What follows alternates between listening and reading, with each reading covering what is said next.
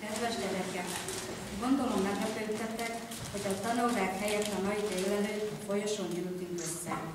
Előfordult ez már máskor is, de ma különleges vendég érkezett hozzánk. Valószínűleg még személyesen nem találkoztatok vele, de verseivel már biztosan, mivel szinte mindnyájan olvassátok az Irka gyerek folyóiratot. Ebben a folyóiratban gyakran olvastok verseket, melyeket mai vendégünk Vándor Patti néni írt nektek. Sőt, gyakran iskolai ünnepségeken el is szavaltatok néhányat belőle. Köszönjük már akkor szeretettel vendégünket, Vándor Katalin írót, Varga Évát járási könyvtárhálózat igazgatóját,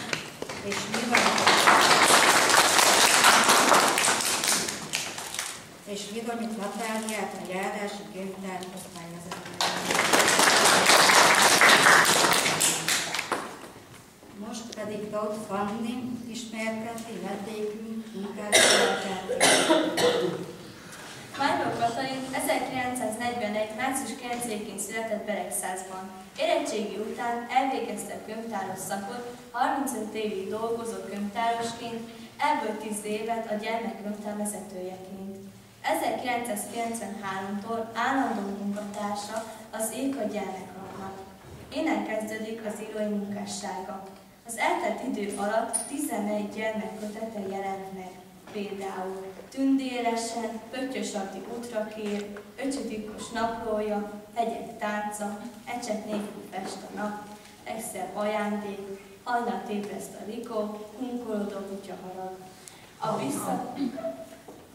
A Biztató és a Hónapsorgó című antológiában is olvashatók versei. Első írása 1995-ben a 6. sík című irodalmi folyóirat novella pályázatán külön díjas lett.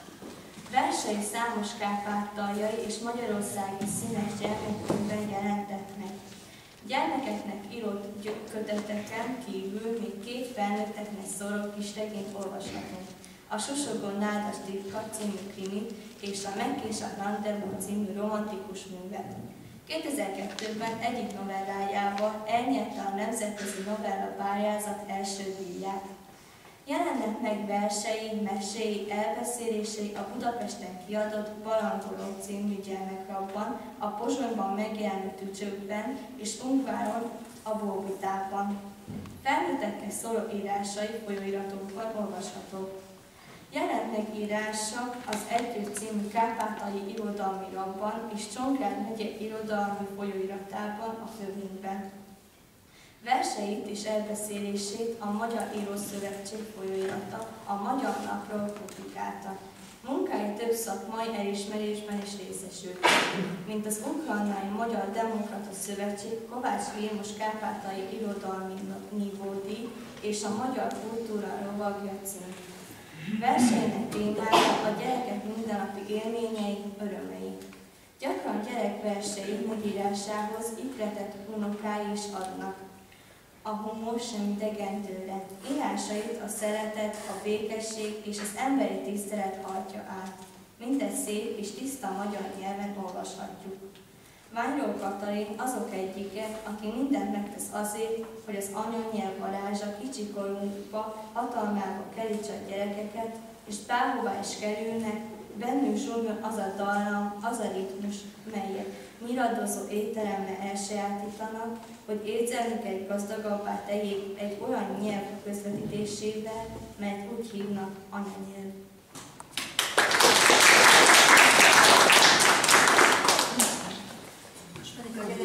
Kis verses összeállítással készültek Katalin néni versenytől.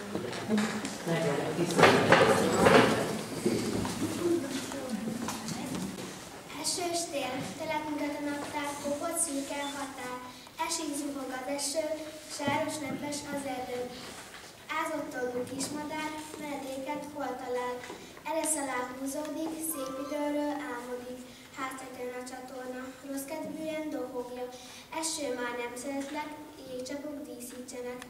Vakáció közeleg, reménykedik sok gyerek, hogy a farkas a telet az idén sem eszik meg. Tél, szikrázó hó, hagyos hideg, szürke ködött pipál a hegy, lopatkolja alig dobban, a szent talpa halkan súran, faágaknak ékességet, dérhógoltak kristálycsipke, napsugar elcselkedve, ragyogtatja, ha van kedve. Fakulló kék téli égről a nap gyorsan alágörül, gyémánt csillag sziporkázik, harangszava messze hangzik. Pisti mondja, ha felnövök, orvos leszek, gyógyítom a betegeket. Mentő autó szállul velem, szirénázik, úgy érkezem. Ha nagy leszek, bohóc leszek, maukázó buffencet vetek. Csetlek, botlok a porondon, ne vessenek, azt akarom. Ha megnövök, tudós leszek, csinálok egy időgépet. Messzi múltba visszaszállok, a jövő sem lesz majd titok. Ha megnövök, festő leszek, kékre festem vizet, eget. Fűfal zöldül ragyog a nap, mosolyog ki, így képet kap. Ha nagy leszek, király leszek, parancsomra minden gyerek. Szeretetben, örömben él, mindenkinek jut egy falasz kenyér. Ha felnövök, ember leszek, letörülök minden könnyet. Jó, cselekszem, rosszat, soha, büszke lesz rám anya, apa. Ilyen hosszú verset, ilyen szépen megtanulták. De mindent így. Október, síres úros sárkány susok kerítve száll a levél. Ajándékba aranypénzt a tuhajkota őszi szél. Ruha nélkül remek reszket árok szélén pokorfa, szélszaván a szégyenlőse, levélleplét ledobja. Tücsögdal, októberi csendben, tücsök hegedül, alkony vörös fátyla a földre terül. Égjáró tücsögdal, egyhangú zene, volt, nincs, elmúlt a nyár, üzeni vele. Langyos őszi esték, apró dalnoka, zengő ciripanggal tele a szoba. Álmosítom nautát, átölel altat, szépen véget idéz az elmúlt nyarat. Te is tér pihenni, kis bogár zenész, aranyló babarban puhágyat kész. Tücsökálom tündér gyorsan rád talál, s füledbe sugdossa, lesz még újra nyár. Levétánc. Sárga levétáncotra, tábla inti, állj meg, stop. Járda mellett autónk, hátán 1000 autósuk. Ha a szél az útra hajt, nem kerülöd el a baj. Gonosz biz az őszi szél, tépni zúzi a kifény. De mindig pártjára tér, egy nagy úrnak neveték. Este. Hűvös őszi estén sápadték a szélszárnyán zsengő lankat madag. Lehulló falevelekkel fáhat nyájon, megül a zavam, állom a vágva. Esti szellő szitál, lágy dalt a csendbe, tücsök muzsikája volt nyár emléke, egy elkésett madár cikkan ijedten, sötétből kihasadt bagoly szárnyában. Komorfenyők csúcsán ülapufak volt, kerekdek sajtképe gyűrött fakak volt. Egy remete lakja, mondják Szent Dávid, csendben hegedülget, magának játszik. Csurrant a holdfény az őszi világra, fájtlat színezüstből terít a fákra. Mohos vényfaodva, nagyra nyílt szája, a madárkát éjjé szállással várja. Varrucák az ungon, folyó hátán híd alatt, kacsák-rucák kuszkálnak, faktól zöld másik, egyik szebb, mint a másik. Hangoskodnak, koldulnak, híd alól nem mozdulnak, elűzik a halakat, nekik jár a jó falat. Belezsönglet dióbé, begyükbe, mert alig fél, mégis a kiflit teszik, az őszt észre sem veszik. Sápítozó kacska had a dzsungizén hajózza, egy se néz föl az égre, hol vadut, ha száll délre. Vadkacsák, vadtok, rucák, fölháta, retyerútyák. Aztán Uzsdi utánunk Afrikában megvárunk. A vadkacsák vezére minden ruca nevébe, az sápog mondja, nem megyünk, mert itt télen sem éhezünk. Ungolberget bejártunk, jobb helyre nem találtunk. Télelől, jeges szél fúj itt a tél, remeg a haló levél. Kopasz gaja szélhárfázik, ághajlatban madárfázik. Szomorúan szól éneke, szíve bánattal van tele. Széltől borzas aureálva hozzám könyörög imája. Kicsik vagyunk, végtelenek, segítsetek, jó emberek!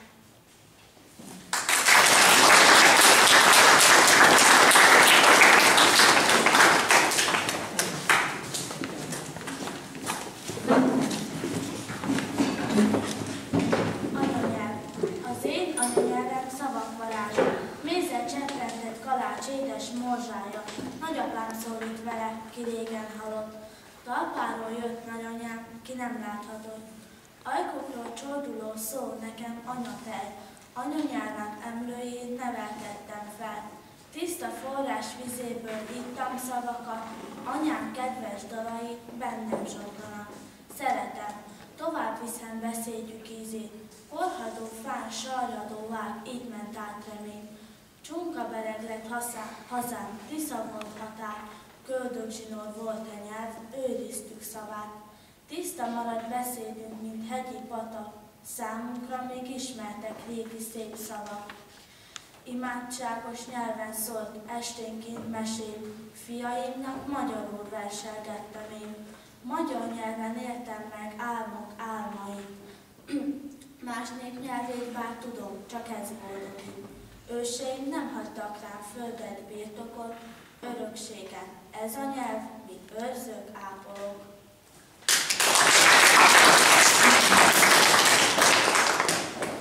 A Tisza. Ott, ahol a hegyek ormát örök haborítja, orkán hangját fenyőzukást madárdal csitítja. Hegyoldalon kicsi forrás, átlátszóan tiszta, onnan indul hosszú útra, szép folyón a Tisza. Kavicsókon ugráldozik, lúgfenceklet és bakázik. Eltekerek erre-arra, a regulat be nem tartja. Sokat csacsog viggockodik, de ha egyszer megharagszik, sziklát kőket hidat rombol, vagdőhében csak úgy tombol. Mindkét partját nagyot tépi, fágyökerét nem kíméli. Aztán csitul megszeríti, lustán békésen elterül. Széles hátán hajót ringat, szőke Tiszán csendben ballag.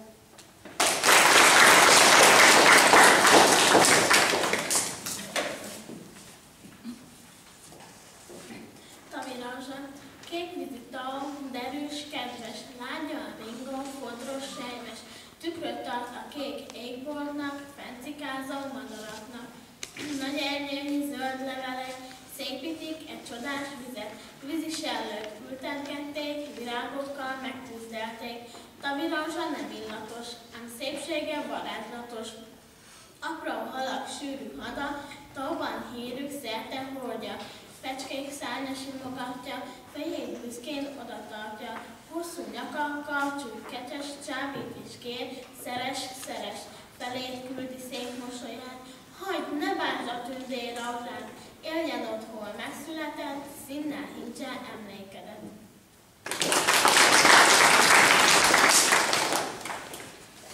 Altató.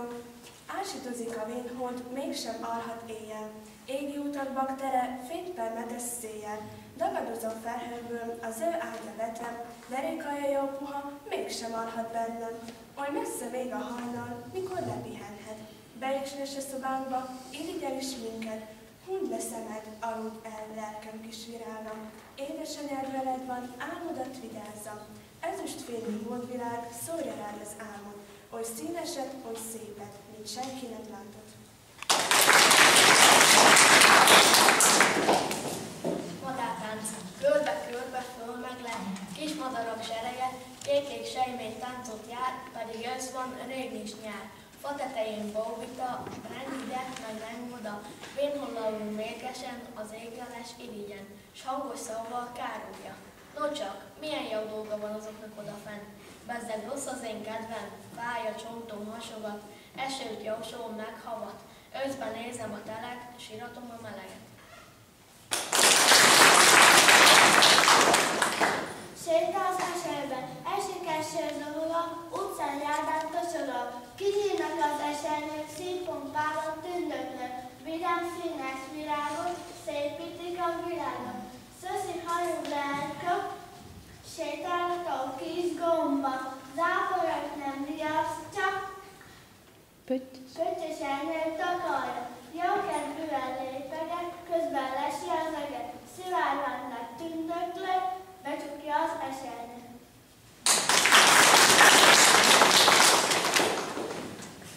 Madárkám. Két kis madár ugra-bugra, kertfüvére alászáll, billegetik a farkukat, egyikük magot talál. Kis barázda billegető, füttyöskedvel kiáltja. Nini, lehetne meg magocskát, finom lesz vacsorára, míg örömét a párjának füttyökbe tudtuladja, mellé röppen egy kicsi pit, s volt mag, nincs mag, bekapja. Búcsú anyától. Láttál-e már lehullott táncot járó levelet, amikor az őszi szél poros úton sepreget? Körbe-körbe forognak, ringa arany koszorú, utoljára táncolnak, látod, egy sem szororú. Hallottad-e, miről szól fecskék búcsú éneke? Kicsi szívük ilyenkor néma búvalban tele. Táncot járó levelek elenyésznek, meghalnak, nem susognak köszöntőt az eljövő tavasznak. Visszatérnek a fecskék, ha eljön a kikelet, tudják mégsem vidámak, mint a hulló levelek.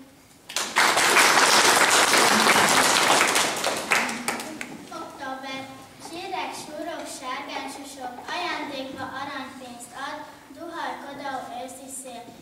Ruha nélkül remeg reszket, bokor szélen, áruszélen bokorfa, szélszavára szégyellősen levélleplét ledobja. November. Fanyar, füst, kesernyés illat, vérke, vize, ködött rinka. Kivont karddal sáskatonák őrzik a víz mindkét partját. Álmos a nap, korán nyugszik, megnyugodva hosszan szundik. Mész csurran nyárfa kontján, homály honol bokrok alján. Futó szellők hancúroznak, víznek tükrén árkot húznak. Ami vérkék lustán mozdul, pár a pamacs mind belehúr. Szürke szallag a gyalogút, lábam előtt kígyózva fut. Ballag november előttem, ráérősen őt követem.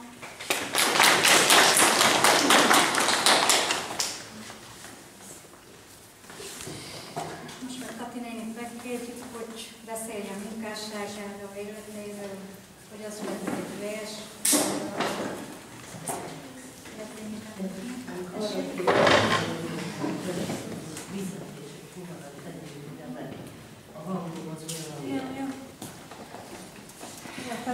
Hát elsősorban azzal kezdem, hogy megköszönöm ezt a gyönyörűadást. Tudjátok, ilyenkor, mikor ilyet hallok, arra gondolok, hogy végül is érdemes írni. Nem hiába csinálok, hisz oly gyönyörűen mondtátok, olyan jó volt visszahangni a Tiszátokból. Nagyon szép volt, köszönöm szépen nektek. Ha én lennék egy újságíró is, akkor én azt tenném, hogy ezt írnám meg. Nem azt, amit én fogok beszélni, mert én, hát jó, fogok nektek egy kicsit mesélni, beszélgetni fogunk, de azt, ahogy ezt meg tudtátok tanulni. Ez gyönyörű. És annyira boldog vagyok ilyenkor, és köszönöm nektek és a pedagógusoknak, akik foglalkoztak veletek, és hát ezt kaptam, amit kaptam. Most könnyű lesz nekem folytatni, bár ezzel a hanggal, bocsássátok meg, ha nem gyerekekről van szó, én ma hol biztos nem jövök el. De gyereket életemben még be nem csaptam, tehát félhótan is itt vagyok. Hát nem szép a hangom, na hát most bocsássátok meg ilyen, amilyen, de amit tudok, még beszélek rajta. Szóval, nagyon könnyű lesz folytatnom. Itt az egyik kislány, nem tudom már ki volt közületek, ahol születtél szép Tiszát kiszavarta. Tessék, te nagyon szépen. Hát látjátok, ez volt az én életem legelső verse. És hogy született a szép Tisza? Na, hát ennek a története nagyon érdekes, és ha úgy veszem, én ettől a naptól kezdve számítódom úgymond írónak. Ez a vers 1992-ben született, akkor, amikor éppen még csak elkezdődött az úgynevezett demokrácia, hát amiből jelenleg nem túl sokat élvezünk, de úgy hívják, mindegy. Tehát a demokrácia, annyi haszna volt ennek a demokráciának, hogy a könyvtárakat megtisztították. Tudjátok, a magyar iskolában, abban az időben magyar irodalom gyanánt tanultuk magyarul Gorkit, magyarul Majakovszkit, magyarul Tolsztojt. Na most olyan nagyon nem tanultuk, se Arany Jánost, hát esetleg még Petőfit itt-ott, de a többit nem.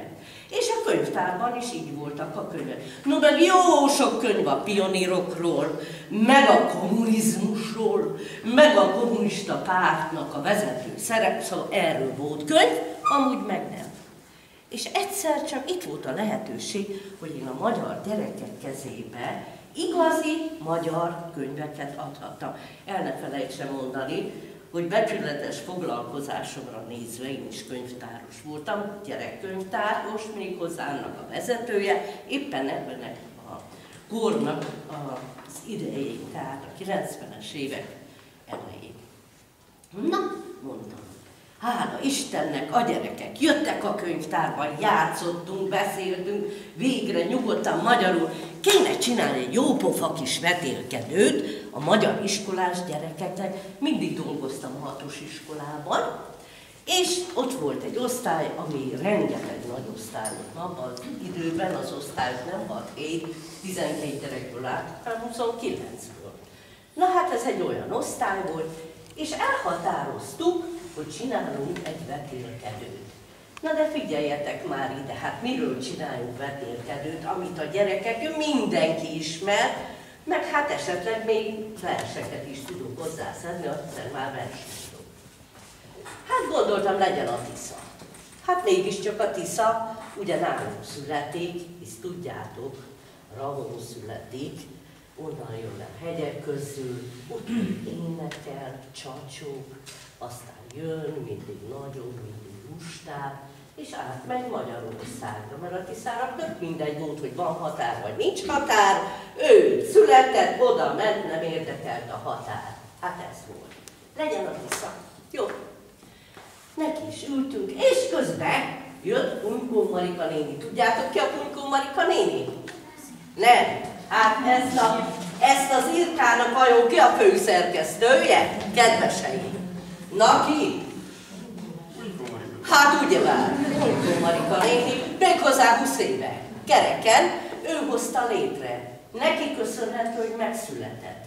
Na, és jött ő, és mondta, hogy remek, éppen indul ez a lap, ez most lesz 20 éves csütörtökön, és ennek a lapnak kéne valamilyen érdekes, hát mondjuk egy esemény a gyerekekkel, amit beleírhatunk a lapba, tehát ők is jönnek zsűrizni. Meg még jöttek zsűrizni, meg még jöttek zsűrizni.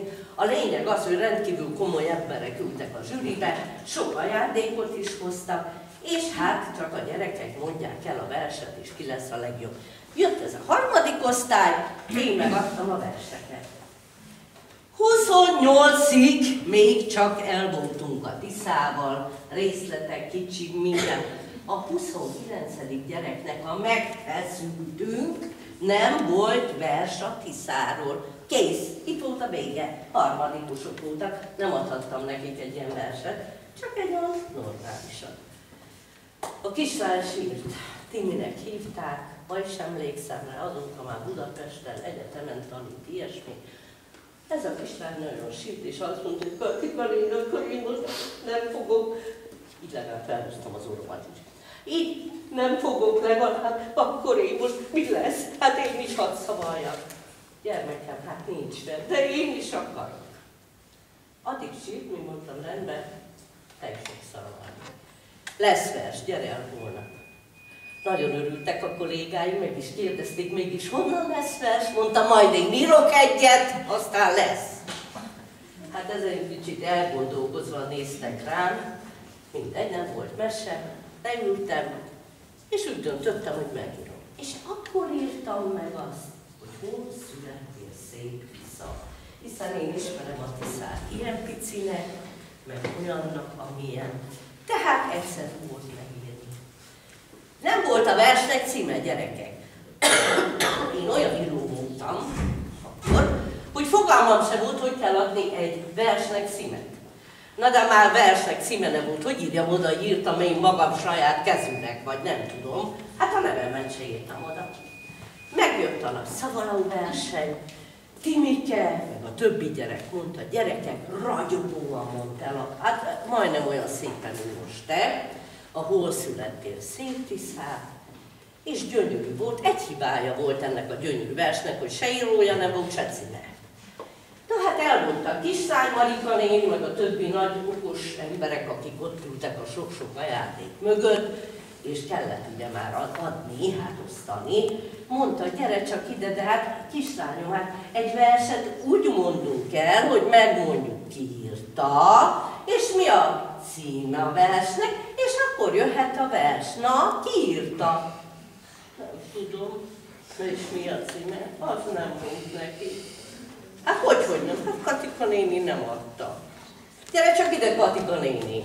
Na, akkor jöttem én. Hát hogy is volt ebben a verse? Honnan? Hát mit tudom, én annyi könyvbe vettünk ilyet, ez egy részlet valahol, én nem emlékszem. 35 évvel a hátad mögött, ugye? Nem emlékszel, honnan van a vers. Na, jobban találj. Ekkor muszáj voltam bevallani, hogy én követtem el saját magam a verset. Na, körült az érdekesség a dolognak, meg hát ugye, ettől kezdve dolgoznom kellett az írtának, és már meg is volt rögtön a parancs, hogy verset hozzak, mert hát vagy elbeszélés. Na de jó, itt volt a vég a versenynek. Szerintetek ki nyerte meg? Na ki a verseny? Ki nyerte meg? Ki lett a Tiszát versekkel az első helyezett? Hát ez az, a Timike. És ez a Timike tovább ment, és már irodalmat tanít egyetemen, vagy nem tudom hol, és ha hazajön, mindig azt mondja, hogy Katika néninek köszönhet. Hát milyen büszke vagyok, na látjátok erre is. Hát így született. Na de, hát egy vers az még nem akármi, és tőlem követelte az írta, hogy de most már hozzak, adjak, csak hogy szerencsére megszületett az unokám. Ez volt nagy esemény nekem. Egy aranyos, pici kislány, olyan picike volt, hogy én csak Picúrnak hívtam. Kész. Hát hogy lehet egy ilyen gyereknek komoly nevet adni, mondjuk azt, hogy Adrien, ami a valós neve, de hát ő picike volt. Ő pedig képzeljétek el, hogy elkezdett beszélni, annyira nagy szerelemben voltunk egymás iránt, hogy én neki azt mondtam Picúr, ő meg nekem azt mondta, hogy Katikám. Ugye egy nagymamának, képzeljétek csak, milyen érdekes volt. De ez még semmi, utóbb ezt a Katikát mindig ragozni kezdte. Tehát lettem Katika, Katiku, Katikuba és Katikubaci. Látjátok? Ekkor én már majdnem író voltam, és ha mentem valahova ilyen gyűlésekre, mindig mondták, hogy vagy Katikubaci. Hát ilyen névvel aztán senki nem szaladgált több, gondolom Kárpátalja szerte. És ez a lány nagyon szeretett, én őt nagyon szerettem. És hát mindig mondta, hogy Katikubaci, mondjál nekem egy mesét erről, és valami. Mondom, de nem tudok, de tudsz, ott van a fejedben. Na most erre hogy lehet nem tudni? Hát erre nekem tudni kellett, mondtam. Katikubaci, írjál nekem egy verset. Mondtam, hogy miről írjam. Hát egy tündérről. Jó, hát írtam egy verset, nagyon tetszett neki. Erre napon az én 5 éves Picúrom jött és büszkén mutatta, Katikubám, nézd, lerajzoltalak téged, te vagy a tündér, itt van, nézd meg, milyen gyönyörű vagy, és itt lett a könyvnek a borítója. Hát gyerekeim, megnéztem magam, tényleg csodálatos vagyok, így tündér koromba, 2 faláb, a fejemen egy csáré korona, értitek, így valahol a levegőben is vagyok, meg földön is, de minden esetre az én 5 évesen odaírta alá, hogy Kati, hogy biztos, ami biztos mindenki tudja, nézzétek ezt a csodálatos, embertelenül szép tündért, aki, hát én név, gyönyörű. A lány boldog volt. Azért egy 5 évestől mondjuk ez egy elég elfogadható rajz, nem lehet ezt mondani, hogy nem. Nekem meg különösen tetszett, ugye, mert rólam szólt, és hát éppen a könyvben már összeült az anyaga a könyvnek. Tehát gyönyörű vagyok tündérkoromban, láthatjátok. Összegyűlt az anyag, és mondtam, hogy legyen akkor a borítóján tündérlesen, és ez lett. Hát így lett az 5 évesnek a rajza, a borítója a könyvemnek. Gyerekmikor hazajött az apja, hát el akart neki dicsekedni, és rögtön mutatta neki, hogy apa, nézd, lerajzoltam Katikubát. Hát ugye az apja megnézte, de hát mit várjon az ember egy doktortól, száraz ember, nézegetett. Tehát Adrián, az nagyanyádnak farka is van. Ez volt, aztán értitek, az egészet. Nagyanyádnak farka is van. Hát ő is, meg én is, mindöketten halálra sértünk, mert hogy tudnivaló, amit a gyerek rögtön elmagyarázott az apjának, minden rendes tündérnek a ruháján van úszály, nem? Nem pedig farok. Na, hát így született meg ez a könyv. Most, ha megengeditek, én nektek ebből, hát nehéz lesz választani verset, de szerintem ti mindent elmondhatok, hogy tulajdonképpen mehetnék is haza. Nem? Nem? Nem. Jó. Hát akkor legyen. Ezt a verset is, amit most olvasni fogok, az ő kedvéért írtam, mert mondom, mindig megmondta konkrétan, hogy mit kér. Írjál nekem mesét a kék harangvirágról, a kispiros vonatról, vagy pedig az ABC-ről, ami nevetni lehet. Akkor már is jó mondtam, ABC, nevetni is, gyerek. A betű létra, Adika leírta, B betű pocakos, Baláska harangos, C betű kis cica, Cili csalogatja, C betű csacsi, Csabi duciázni, D betű dongó, Daninak dunnyogó, E betű kisegér, Erikától sem fél, E betű égszínkék, Évinek nagyon szép, F betű facsiga, Ferike forgatja, G betű galamduc, Gabi te fel nem jutsz, G betű gyöngyfűzér, gyöngyikém, csak fűzzél, H betű házikó, Helga ben hétalgó, I betű ibolya, Ildikó szagolja, J betű juharfa, Julikát bújtatja, K betű kelepel, Katival felesel. L betű lúdanyó, Linda legyen hunyó. M betű vénymedve, Misikét kergette, N betű ne felejts, Nóri, el ne felejts. Ny betű nyenyere, Nyuszimos tekerte. O betű óvoda, Olika jár oda, Ö betű őzike, Ödönke jöjj ide, P betű parítja, Péter meg hajítja, R betű rádió, Rozi a bemondó, S betű selyemszál, Sárikám, mit vártál? S betű szarkapál, Szandira cseregvár, T betű teleteknő, Terikék fürdető, T betű tyúkülő, tyúktojás keltető, U betű uborka, Ubulka kapálja, Ü betű üveges, üreges, V betű vonatka, Viktorka vontatja, Z betű zenekar, Zénót mit akar? Z betű zsemlehéj, Zsuzsika belefér. Ennyi. Tetszett?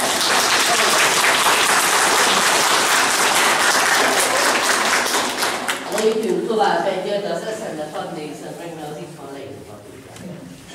Na, hát az őszi ég alatt még ilyet most nem mondok, mert elmondtátok így helyettem, teljesen elvettétek a kenyeremet, de annyi baj legyen vissza.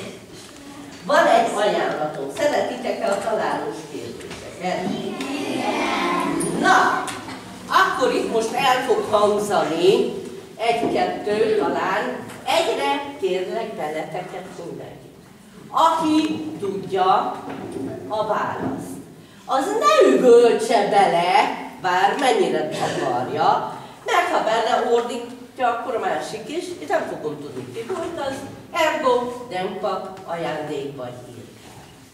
Tehát kezeteket fel, tanítónénik segítenek, aki látja, és megmondja, hogy ki volt az, akinek hova álljak, hogy ide is jobb leszek, oda is jobb leszek, mint van nektek? Na, most melyik jobb itt? Nem vagy. Én is arrébb. Na figyeljetek! Tehát nem mondjuk, igen, gondolkozunk, kezünknek, hanem melyik klassz. Amit meghal kagylózó, megnézi a pillogó, elmondja a tátogó. Na, ez mi lehet? Amit meghal kagylózó, megnézi a pillogó, elmondja a tátogó. Na most próbáltok logikusan gondolkodni. Hogy is működik ez? Amit meghal kagylózó. Na mondjad. Tessék. Tovább. Száj. Aranyos vagy. Fül, szem, száj. Nagy gyerekek, nagyon jó volt. Hát mert meghallja a kagylózó, megnézi a pillogó, hám, elmondja a tátogó, igaz? Na, tessék, nem tudom, van-e ilyen írkád, de hát ha van, akkor lesz még egy, de keresd meg a versemet, és akkor ott dedikálom neked, jó? Na, megtalálom. Na, hát legyen még egy, vagy legyen? Nincs ellene kifogásotok? Nincs? Jaj, de jó! Na, egy másik is rövid. A nagy világ egy dobozban. Nálad van az otthonodban. Mondjad? Tessék? A nagy világ egy dobozban. Nálad van az otthonodban. Ki volt? Te voltál? Na? Nagy tapsot neked! Ez a sor, ez jó termék, úgy látni, tessék.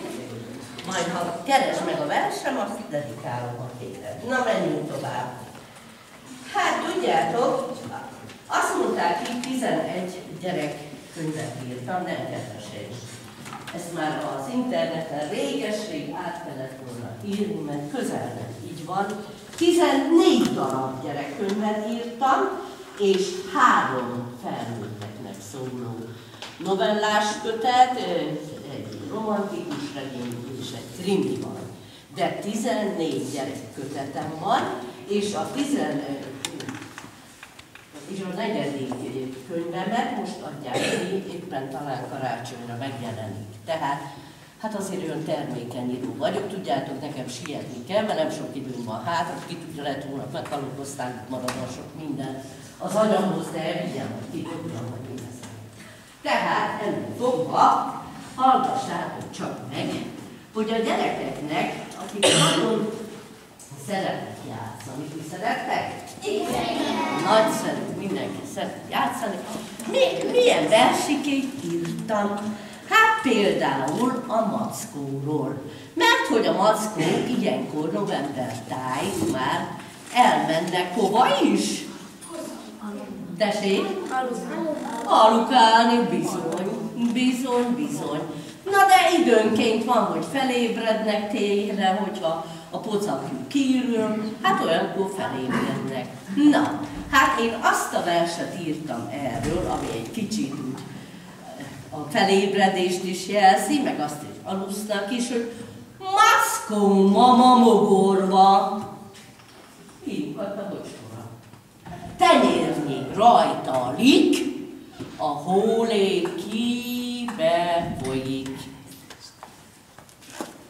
Dír meg dörmög magába. Hogy megyek így a bálba, Mackó táncot, hogy ropog? Mezitláb nem táncol. Bisz, itthon kell maradni. Könnyem nem fog potyogni. Befoltozom bocskorom, elringatom kis kocsom. Hely, török méz mandula, Mackó mama nem bánja. Ennyi el.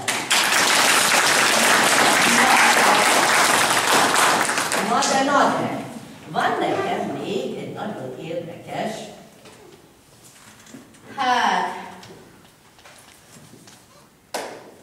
várjatok, az melyik könyvben van, mert sok könyv van itt vele. Azt mondja, hogy, hát vegyük most. Azt mondja, hogy újabb számolós lehetőség, csak következzen találós kérdés. Nagyányok, tessék figyelni, számolni, összeszedni az eszeteket. Ez is vers pedig, szeretek ilyen verseket írni, a gyerekek mindig hálásak érte, mert az a vers az igazi, amit el is lehet játszani. És mindenki szeret játszani. No, tessék figyelni, hány állatot mondunk. Jó, figyelj, nem kiabálunk bele, hanem jelentkezünk. A folyón túl van egy hegy. Két kis cica oda megy. Mögöttük egy kutya fut, kócos, koncsos, de nem út. Fenn a hegyen áll a vár, 10 medve bocstáncot jár, velük lopja 7 róka, barányságú csalóka. Jön egy medve, és így tűnjök. Én a bálnak örülök, medvetáncnál nincsen szebb, rajta cicám, járjuk el. Este vége a bálnak. Mondd meg, hányan táncoltak. Ki jól tudja a választ, az közös párválasz. De ott hátul volt egy kis de na, kapsz egy óra! Tessék! Bizony 21-en voltak, nagyon ügyes voltál. Na, hát ezt a eljárás. Akkor viszont hallgassatok meg egy egyénfajta. Hát ugye jön a, mint tudjuk, ünnepek közelednek. Mi lesz ennek a hónapnak a legvégén az első ünnep, ami felvezeti a mi nagy, gyönyörűséges karácsonyunkat? Hogy hívják azt? Tessék? Nagyon jó, tapsoljátok meg! Olyan messze van az asztal, hogy én itt lejárom a mai napomat, úgyhogy valahol ideálok most, nem is tudok. Jó? Hát legyen az adventi kívánság, ami 69, és ezt nem szavartátok, hála annak, úgyhogy most el tudom olvasni, mert ha ezt is szavartátok volna, akkor nem tudom, mit mondanék meg. Ilyen gyönyörűen engem még nem fogadtak. De kár, hogy nem vagyok újságíró, hát én ezt úgy leírnám, mint a pénz. De nagyon szépen, mert ilyen jól összeválogatva a versek, és egyáltalán felkészülve a gyerekek. Na, adventi kívánság. Mit is jelent az advent, gyerekek? Mit jelent maga a szó, hogy advent? Tudja megmondani. Tessék? Óriási tapsot, ez a nagyon a kettőt. Bizony, hogy várakozás. Adventi kívánság. Karácsonyi békességre, a szeretet ünnepére. Vágyakozva, tiszta szívvel, készüljetek emberek fel. Adventi zöld koszorúcska rajta égő, színes gyertya, libbenő, meleg aránya, Jézus üzeni általa, eljön újra, hogy megváltson. Égi ige beorszálljon, hoz ő vigaszt, megbocsátást, jó embernek örökáltást.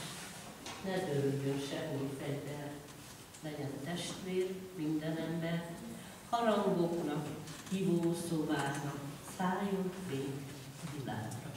Ennyi.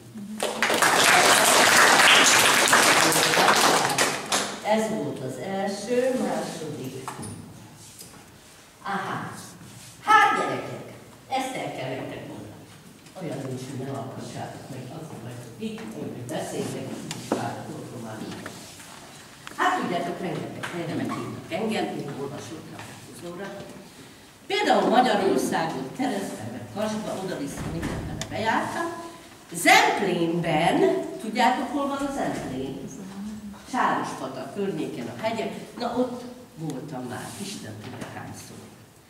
Mikor már megint oda vittek el, és akkor megint meg akarták mutatni az Ásvány Múzeumot, már tudtam, hogy a zöld ott áll, a kék ott áll, mondtam, köszönöm szépen, nézegesen ás, én meg így sétálok egyet az utcán, sokkal érdekesebb. Hát egy ilyen kis dimbes, dombos hely, és ott kapálgat egy öreg néne.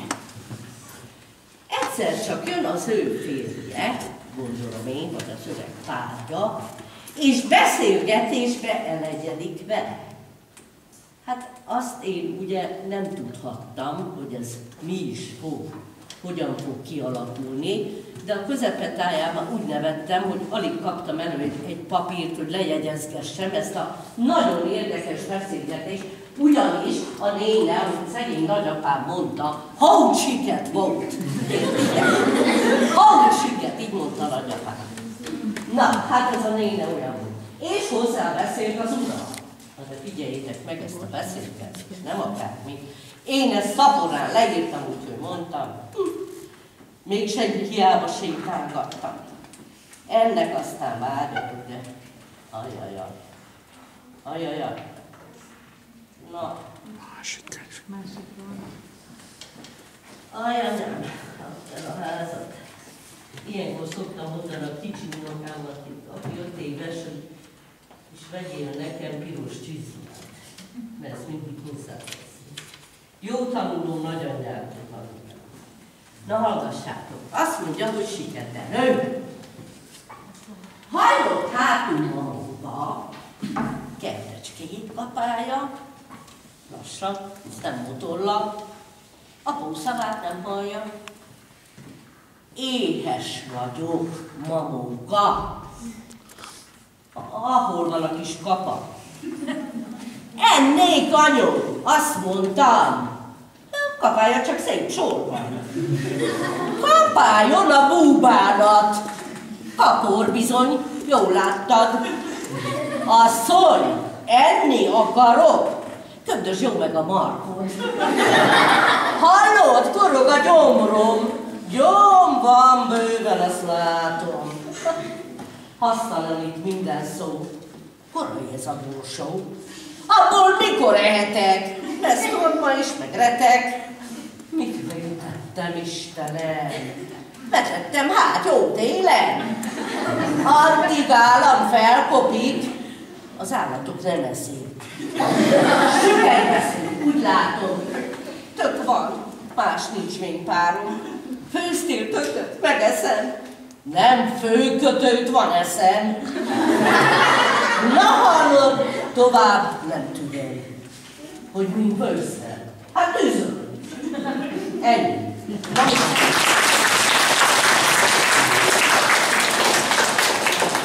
Továbbá a unokám megrendelésére írtam ezt a verset, amit tűnten elkezdtek meghallgatni. Mert én nem mondtam, mit hát én nem mondhatom. Na, készülődik a csiga, meghívták egy lagziba. Kibeszelte a házát, rendbe szedte udvarát, most már mehet, indulhat, itthon mindent rendbe hagy, sürög, forog, izgatott, becsuk ajtót, ablakot. Sietősen útra kell, vissza se néz, úgy megy el. Lakó alatt megnyomva. Az ajándék. Jaj, hol van? Otthon hagyta felette, ládikába rejtette. Nem mehet így lagziba, mert a násznék megszólja. 7 pöttyös szép Katica nem megy vele el táncba. Visszafordul, hazament, nincs a háza. Hova lett? Hulla könnye szegénynek bánatába pityereg, arra jön egy bogárka. Kérdi tőle, mi bántja? Elmeséli nagy baját. S jó, nevet a kis barát. Én nem láttam így butát, bár ismerek sok csigát. Hátán a ház, ott viszi. Azt lesoha nem teszi, mégis azon kesereg. Nincs a háza, hova lett?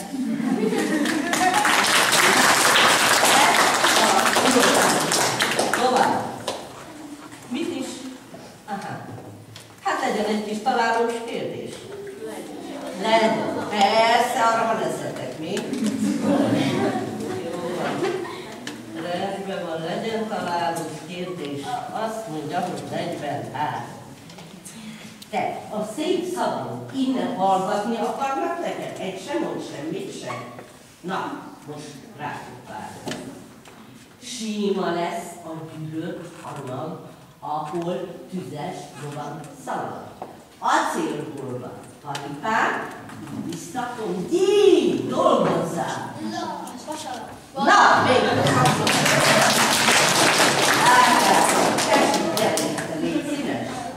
Rendben. Na, akkor lépjünk tovább, majd lesz még, gondolom még. Igen. Csak az a gyanú, hogy ez így nem jó, hogy mi csak játszadozunk. Itt meg mateka órának kéne lenni, meg mit tudom én, milyen csak így ültök, kacaráztok. Miféle dolog ez? Most mateka óra lesz. Passz! Kész. Rendben? Na, hát akkor számolunk. Egyszer kettő, csak kettő, szorzó táblád vedd elő. Kétszer kettő, na mennyi? Négy, az bizony jó tudni. Kétszer három, tudjad hat, és ha tudod, hát mondjad. Kétszer négy, egyenlő nyolc, írkákkal tele a polc. Kétszer öt, egy szám, két kezeden mutasd ám. Mind, mutatjuk. Kétszer hat, 12. Hónap egyesztendő. Kétszer hét az 14. Gyorsan számolj, kétszer lé. Kétszer 8 víz? 16. Ezt már lé kiszámoltad. Kétszer 9? 15. Ha leírtad, mit bajlódsz? Kétszer 10. Okos vagy, szorozni tudsz, de nem látom fent a kezeket. Felemeljük, úgy bizony. Kezek, fáj. Rendben. És még van itt valami, amit szeretnék nektek elmondani. Egyszer azt mondta nekem egy Magyarországbíró, hát ő nem tudja, hogy Kárpátalján vannak-e magyar falvak. Hát mondom, több is van. Na de mondjam el a Beregszász körül. Mondtam rendben. És én szépen fogtam magam, és írtam, hogy meglegyen, és látjátok, ebben a könyvemben már benne is van, csak hol van. Nem jegyeztem meg, van.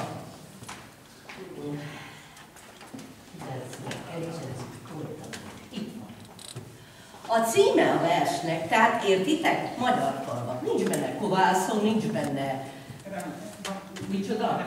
Relete, szóval ezek nincsenek. Én csak a magyar falvakat, így mindenki meg volt elégedve Magyarországon. Tényleg, mégiscsak vannak Beregszász környékén magyar falvak. Tessék hallgatni.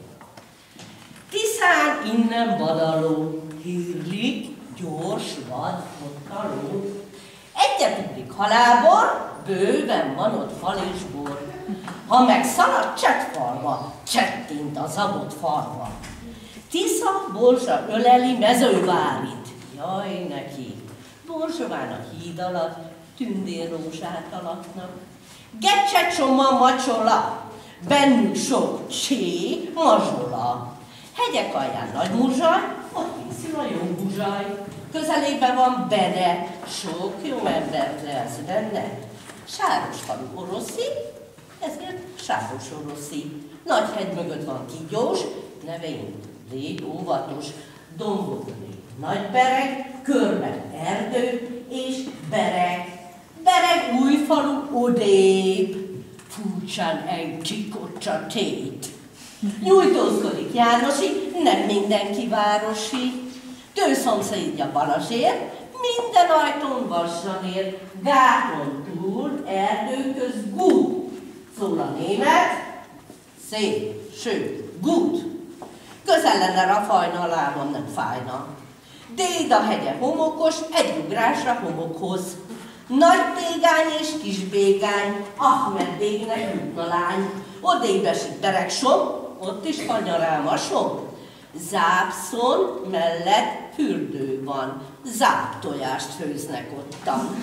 Mezőváros volt Kaszony, emlékszik még lány, asszony. Egy kis liba bótrágyon, vízbe esett a nyáron, sinek közlelet bátyút, cselek került ki a kátyú. Hol van, papi, tudod-e?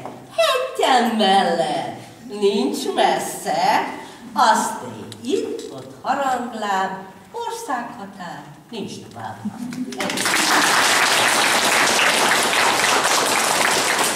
Na, ez is megvan. Jó. Akkor mi legyen még? Azt Jópofa könyv, higgyétek el, nektek van. Kapott a könyvtár? Igen.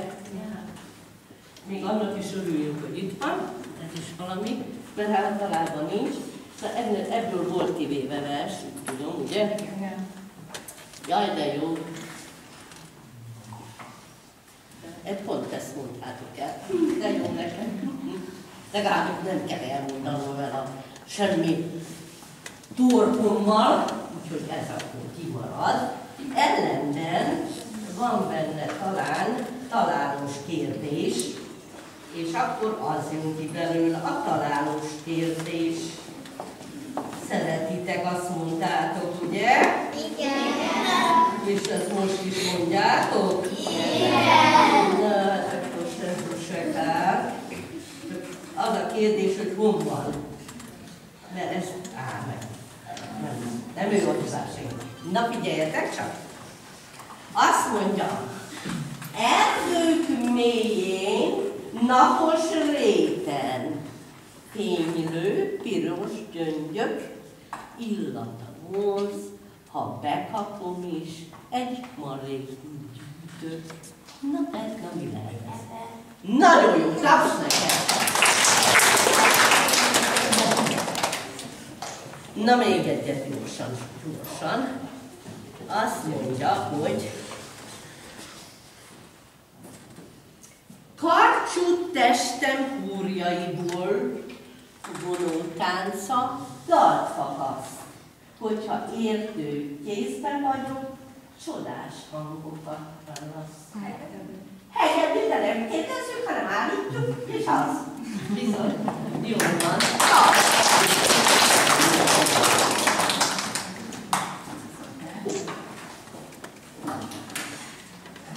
Várj, ez nincs az őben összendenem kell. Hát aki tegnap ágyba feküdt, az nyert rá, igaz? Na, és akkor még van, amit szeretnék nektek bemutatni. Hát ez úgy történt, miután főiskolákon több helyen Magyarországon, a Beregszállóban is tanulnak a versen, képzeljétek, belőle vizsgáznak, kész röhely, nem? És akkor azt mondják, hozzák a diplomamunkát, hogy írónő, tessék már megnézni, mert itt az írónő azt gondolta akkor, amikor írta. Erre szoktam én ránézni, és arra gondolni, hogy egykor Arany János hogy gondolta fele. Mit tudom én, mire gondoltam? De ezt hittem, kész. De nagyon szépen hangzik. Na, hát egyszer meghívtak a Sárospataki főiskolára, akkor a tanárképzőben, hogy menjek előadást tartani. Mindenki megelégedésére megvolt az előadás, csak a végén a főigazgató úr megkérdezte, hogy te Katalin, te miért nem írsz kaligrammákat? Mondtam, én. Tényleg. Na hát, tényleg, én miért is nem írok kaligrammákat? Gondoltam magamban főképp azért, mert fogalmam nincs még az. Tehát ezt nem mondhattam ki egy fő igazgató úrnak, hogy halvány gőzöm nincs, mi az a kaligramma. Mondtam, de ezentúl fogok. Hazamentem, vettem a szótárt, az értelmezőt, ott volt benne a kaligramma. Ja, mondtam ezzel, hát persze, hogy tudok, hát hogy ne tudok. És képzeljétek, írtam kaligrammákat, és olyan aranyosak lettek, és mindenkinek roppant tetszett, és akkor visszavittem ennek a főigazgatónak, és nagyon meg vele elégedett, hogy tényleg csak egy szavába kerül, és lám, én már írtam is kaligrammát, csak most hova tűntem meg. Na, figyeljetek, a kaligramma azt jelenti, hogy versből, betűből festeni egy képet. Na, mire én ezt megtudtam, már akkor olyan okos voltam, hogy festettem is. Vajon mi ez, amit itt festettem? Tessék. Ugye? Jó pofa kis bambul. Hát ez a kaligramma. Ugye milyen érdekes? Tessék, megnézni. Így festettem én képet betűből, de van egy másik, és akkor éppen egy másik valami van. Majd ez mi? Tessék megmondani. Ez mi? Mi ez? Fagyi. Remélem szeretitek, nem? Hát azért csináltam. Na ez az érdekesség ennek a könyvnek, ebben is nagyon sok szép vers van. Továbbá van egy olyan könyvem, amit mindenkinek látni kell, ez a versek az Ószövetségből. Kinek van meg ilyen könyve? Valaki? Senki? Én elővettem az Ószövetséget, mert a gyerekek tanulják ugye kátétemet a templomba, és nem értették, hogy hát miről szól, olyan nehéz archaikus írása van. És én ezt leírtam gyönyörűen, úgy, hogy mindenki megértse, és egy csodálatos, szép, gyönyörűséges album lett belőle. Az érdekessége az, hogy családba egy püspöke írta hozzá az ajánlást. Hát az elég messze van, de szép. Na, ezt is elmondtam. Rendben. Mikor elkezdtem írni, képzeljétek, mindig az volt a vágyam, hogy nekem olyan könyvem legyen, hogy vastag, ilyen színes, gyönyörű, és hogy ilyen legyen. Tehát egyelőre akkor még örültem, hogy tudtam egy kisebb könyvet is viszont látni nekem. Én egyszer csak elhívott Budapestről, nem tudom, Magyarországon egy kiadó. Képzeljétek, nekem nincs internetem, hogy tudjátok, nincs, nem is lesz. És nincs mobiltelefonom itt, tehát Kárpátalján, mert gyűlölöm, ha az emberek mennek az utcán, azt mint a hülyék beszélgetnek magukba folyamatosan. Az internet pedig annak kell, aki nem dolgozik. Hát ha én chattelnék, meg skype-olnék, mert tudom, hogy mit kell csinálni, bár az unokám azt mondta, hogy Nagyi, kapcsolj be nekem egy mesét. Hát mondtam, nem tudom, hogy kell. Mondta a 3 éves akkor, hogy megmutatja. Meg is mutatta, bekapcsoltuk, mert ott volt ömlesztve a mese. Nagyikám, én valamelyik megmondta, melyik mesét, tehát én olvastam, hogy hol van az a mese. És a gyerek állt mellettem, azt mondja, Nagyi, te olvasni se tudsz? Hát nem elég, hogy nem tudtam bekapcsolni, hanem még olvasni se tudsz. Be tudom kapcsolni, tudok dolgozni, csak nem akarok.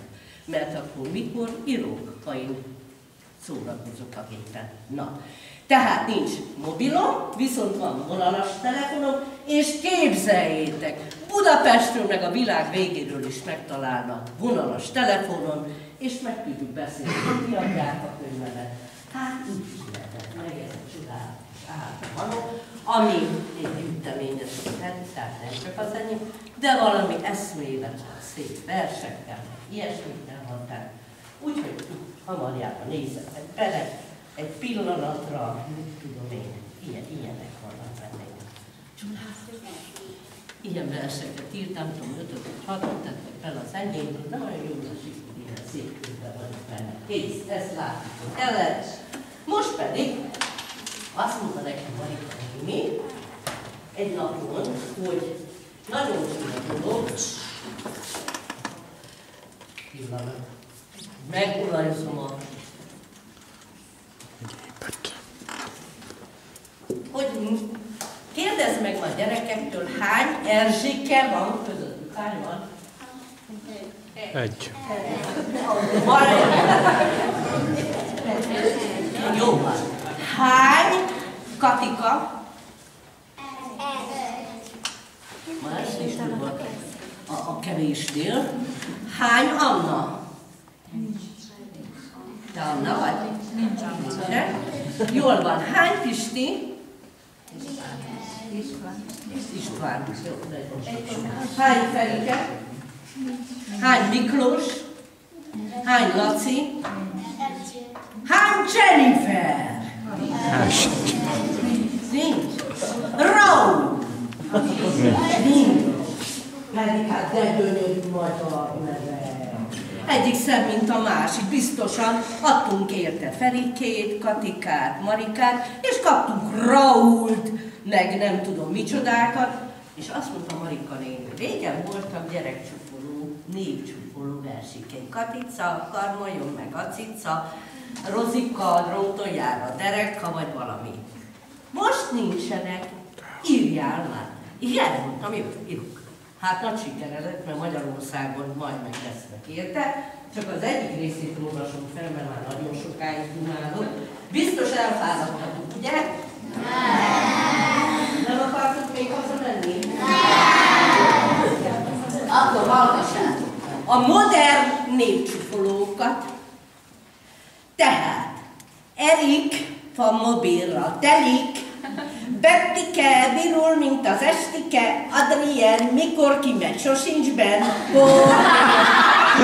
lapáttal sót ennél, Bence, kormos a kemence, Banda, kész minden kalandra, Anita földre dobja a hinta, Melinda futlákára tökinda,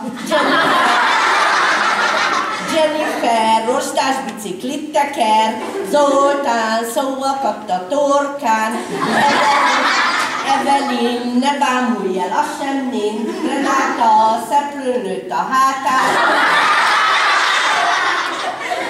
Dóra elüti egy óra, Ildikó kijukkadt a ládikó, Norbert karós faszújt elvett,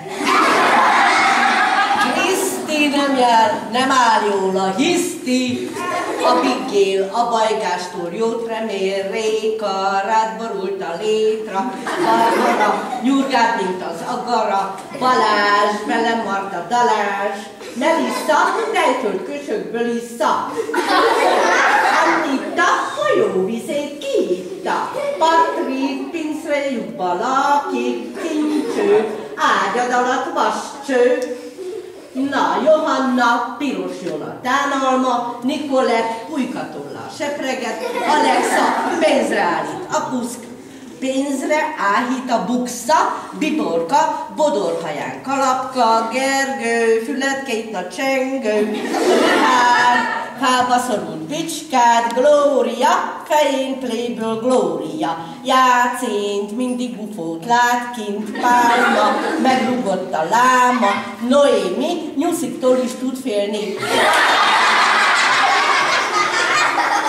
Valér, szakállatért digér, Ivett, kenyérmorrát evett, Milán, málna leves kíván, Zita, lyukas lisztet szita, Zsombor, hol a két hordóbor, Csilla, rozsdásak a villa, Dorina, tele tányér hajdina.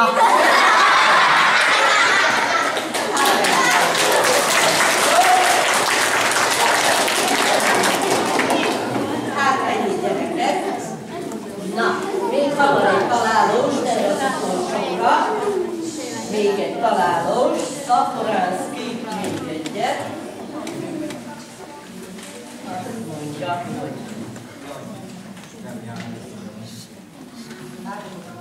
üvegfalú sok-sok vár. Kamránkban a polcon áll. Nem lakják az emberek, ha szereted, megeszed.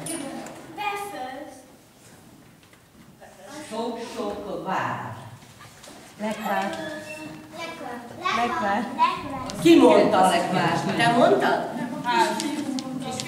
Igen, gyerek, tessék, tapsoljátok meg. Befejező része lenne, nem tudom, megpróbálkozom, belevágom, de ezt a mesét mindig el szoktam mondani itt télen, karácsony előtt, november végén. Rövid lesz, hallgassátok meg, talán érdekes. Amikor először Magyarországon mondtam, akkor jelen volt a Duna TV, és járt a fiú a kamerával. És egyszer azt vettem észre, hogy kikapcsolta a gépet, és csak néz rám. És utána odajött, és azt mondta, hogy köszönöm. Én írtam tényleg, mondom, hogy a többit is. Ezt a mesét is az én unokám Adri kedvéért írtam, amikor egy nap azt mondta nekem, hogy Katikubám, mondj egy mesét a Mikulásról. Hát mondom, annyi van a könyvben, olvasd el. Nem, te mondjál egy. Olyan, amit te szoktál mondani, vagy te tudsz. És akkor én elkezdtem mondani, és tényleg tudtam. Ezen a téli délutánon sokkal hamarabb besötétedett, mint más napokon. Talán azért, mert a tél, a december tudta, hogy ma jön a Mikulás. Hófehér, hatalmas hóborult az utcák, nagy pillinkézre szálltak helyet az égről. Egyszer csak Mikó az egyik sarki villanyoszlop alatt ott állt a Mikulás. A szélbe lengedezett óriási fehér szakálla, hátán puccony, tele dugva ajándékokkal, és a Mikulás jókedvűen vett elő hosszú listát, amit a szülőktől kapott, és abban felírták, hogy melyik gyereknek kell vinni ajándékot. Az utcán kinyúltak a fényre, a házak ablakai is mindegyik fényt nevetett ki az utcára, és minden ablakban volt egy márkás kis horcipő, egy drága csizma, mert ez az utca valahogy, ahol megállt a Mikulás, a város egyik leggazdagabb utcája volt. A Mikulás megnézte, aztán jókedven elindult, és kezdte rakosgatni az ablakban lévő cipőcskébe, csizmákba az ajándékot. Már az utca derekán járt, amikor hirtelen megtorpan. Ho-ho, na! Hát ez meg hogy került ide? A sok, nagyon diszes, nagyon pompás ház között egy aprócska kis ház. Az ablaka annyira lent volt, olyan közel a járdához, hogy egy gyereknek sem volt nehéz benézni az ablakán. Nagyon hideg lehetett bent, mert az ablakon nem volt pára egy szem se. Az Mikulás ránézett a tetejére, a nyargalázó szelek megütötték a tetőt, a kéményis csáléra állt, de ahol nem jött egy szentűs. A Mikulás megállt, és kippáncsian benézett az ablakon. Könnyű volt, függöny nem volt, pára nem volt, és látta egy kis fiút az ágyszélén. Nagyon fázhatott, mert a hosszú, vastag pulóverre egy nagy, talán az apja kabátját adta magának. A térdére egy semmikondó kis takarót lökött, alóla kincsüngött két kis lába, lyukas porcipővel.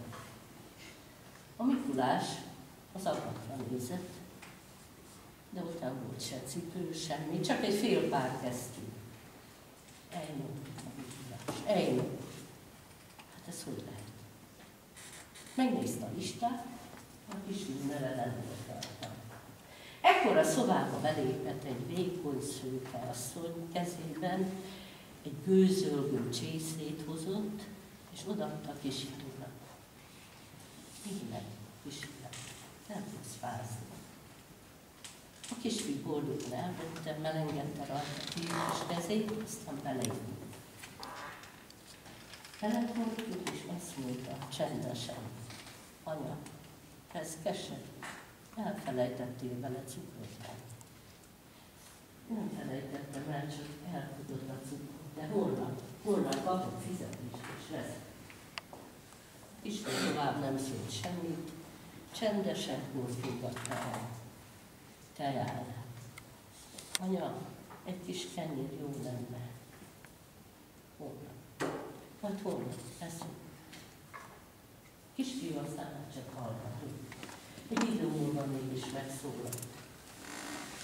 Anya, ugye ma este jár a Mikulás? Igen, kisfiú. De tudod, amióta apa meghalt, azóta hozzánk nem jön. Én nem tudlak feliratni téged arra a listára. A kisfiú nem szólt semmit, egy szót sem, csak nagyot sóhajtott, mélyet, mint egy öreg, tapasztalt ember. A Mikulás tovább olyan nehéz volt, nem bírom cipelni, nem tudom, mi van vele. Ha az a kisfiú haragudott volna, hogyha követelőzött volna, ha toporzékolt volna, de neki is kell ajándék, és ő is gyerek, és neki miért nem hoz a Mikulás, akkor most haragudnék rá, és talán úgy nem is lenne olyan nehéz. Ez a kisfiú hallgat. Ekkor a Mikulás, bár nagyon nehézkesen, csoszogva továbbment, valamit elmondani. annyi sok ajándék van még ebbe a puttonyba. Mi lenne, ha mindegyikből csak egy szemkekszet, egy csokoládét, egy narancsot vennék ki, észre se vennék, hisz akkora nagy a csomag. Mi lenne? Tehát ez lopás. Úgy vehetem én el a Mikulás, de nem magamnak veszem. És akkor a Mikulás hozzááll. Minden csomagból kivett egy-egy szemet, mire az utca végére ért, olyan sok ajándék gyűlt vissza a puttonyalját, hogy egy jókora csomagot kitett. Ekkor boldogan indult vissza a kis házhoz. Ott már sötét volt. Lefeküdtek, aludt mindenki. Mikulás behajolt az ablakon, cipő nincs, hát teledugta a kesztyűt az ajándékkal. Aztán megelégedetlen elment.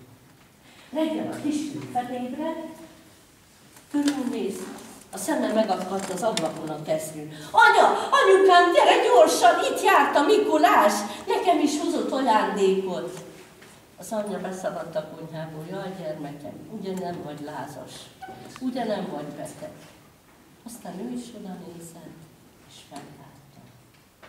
A kisfiú akkor már boldogan magához ölelte a kesztyűt a sok-sok ajándékkal, és nagyon csendesen belesütötte. Köszönöm neked, Mikulás, hogy te a szegény gyerekeket is úgy szereted, mint a gazdag. Akkor már a Mikulás nagyon messze járt. Valahol az északi sarkon arra vitték a varázs szarvasok. Nem hallottam, mert a fiú tesz, soha nem a fülével hall, hanem a szívével.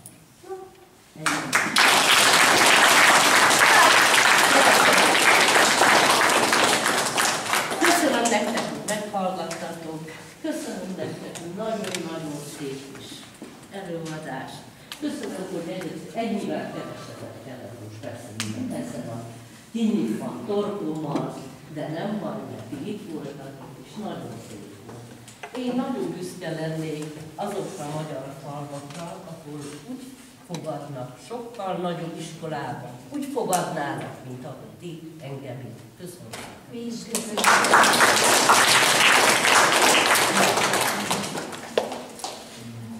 Köszönjük szépen. Másrészt is. Köszönöm.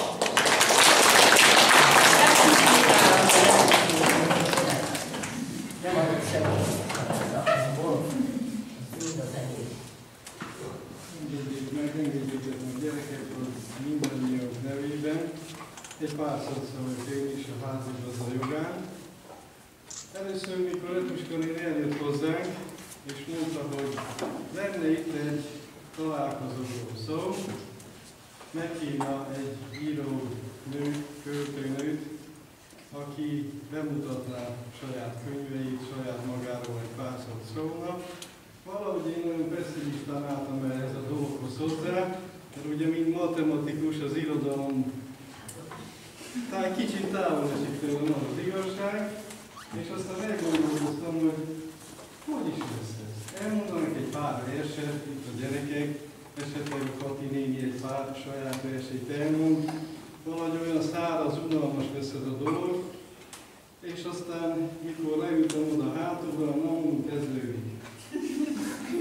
És akkor a gyerekek látom, hogy érdekesen valahogy átélték ezt a verset, úgy adták elő. Úgy a kicsik, mint a nagyok, és akkor jött a Kati néni, és mondjuk én nem ismertem mindáig a Kati nénit. Nagyon örülök, hogy megismerhettem, mert nem csak úgy ismertem meg ma, mint egy tehetséges író költőt, hanem egy nagyon jó színészt is, aki olyan környezetet, meg légkört biztosított itt nekünk, hogy valóban itt nem lehetett unatkozni. Ez nagyon érdekes volt, és én nagyon sajnáltam volna, hogyha nem történik meg nálunk ez a találkozó. Úgyhogy nagyon örülök, hogy ez végbe ment.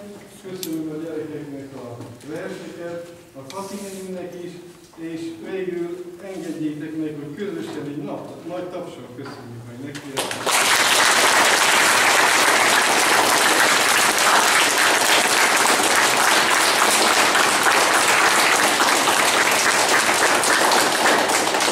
Kívánom neki erőt, egészséget, hogy még nagyon sok verset és könyvet írjon, és ha még összegyűjtünk 2-3 könyvet, akkor nagyon szívesen várjuk, hogy arról is egy ilyen kis érdekes előadást tartsunk. Köszönjük szépen!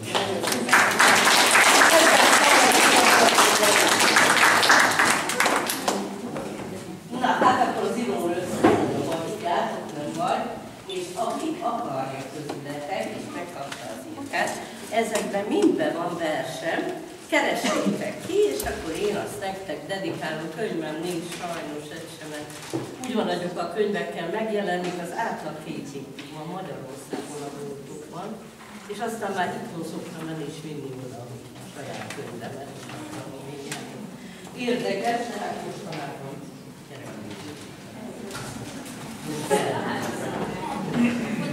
gyertek a kis sorjában,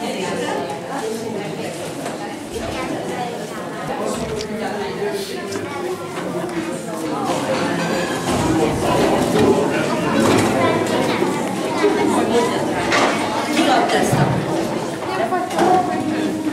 hát ő, de hogy hívják ő? Tessék? Ezt a édesapád fogja.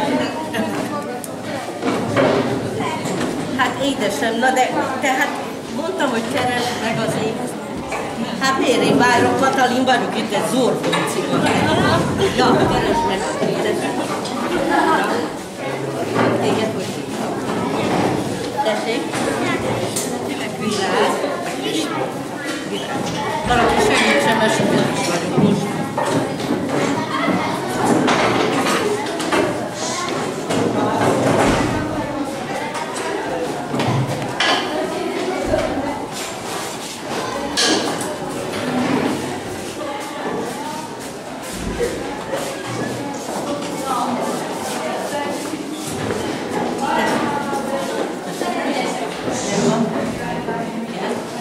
Hogy hívnak?